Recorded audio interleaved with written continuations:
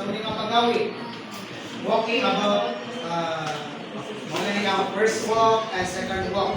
So yun sa C, tinawag na niya walking by the Spirit as good. As the good. So,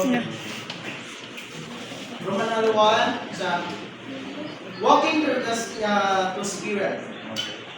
If you read it through the Bible, going from the Old Testament through to the end of the New Testament, you will see the Lord's ultimate charge to you is not that you follow laws. Pero kung hindi ka mo hindi ka dito duman sa mga balaod naman, or teachings sa mga panudlo, but that you walk according to the Spirit.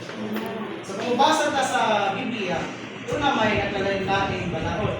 Diyan itong Ten Commandments, dito itong mga napodiha mga pagpanudlo. Pero, hindi siya alam yun nga ako ang sundon or ako ang i-follow.